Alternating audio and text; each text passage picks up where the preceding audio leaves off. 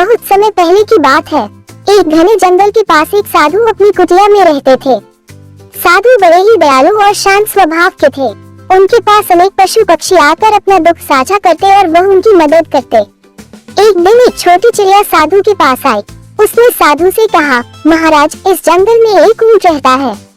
वह बहुत बड़ा और ताकतवर है, लेकिन वह दूसरों को परेशान करता है। वह मुझे और छोटे जानवरों को डराता है। क्या आप हमारी मदद करेंगे? साधु ने चिड़िया को शांत किया और कहा, चिंता मत करो, अहंकार से बड़ा कोई शत्रु नहीं होता। मैं देखता हूँ, ऊंट को समझाने की कोशिश करूँगा।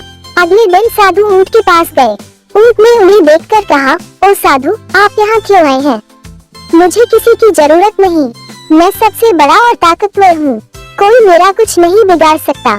साधु ने शांत स्वर में कहा, यह अच्छी बात है कि तुम ताकतवर हो, लेकिन ताकत का उपयोग दूसरों की मदद के लिए करना चाहिए, न कि उन्हें परेशान करने के लिए। ऊंट हंसकर बोला, मुझे किसी का डर नहीं, मैं जैसा हूँ वैसा ही रहूंगा। साधु ने कुछ नहीं कहा और वहाँ से चले गए, लेकिन उन्होंने ऊंट को एक सबक सिखाने की योजना बनाई। कुछ दिन बाद ऊंट एक दलदल में फंस गया।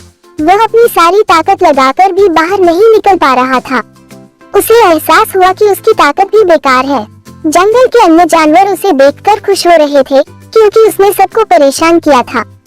तभी साधु वहां पहुंचे और चिड़िया से बोले, जाओ, जंगल के सभी जानवरों को बुलाओ, मिलकर ऊंट की मदद करें।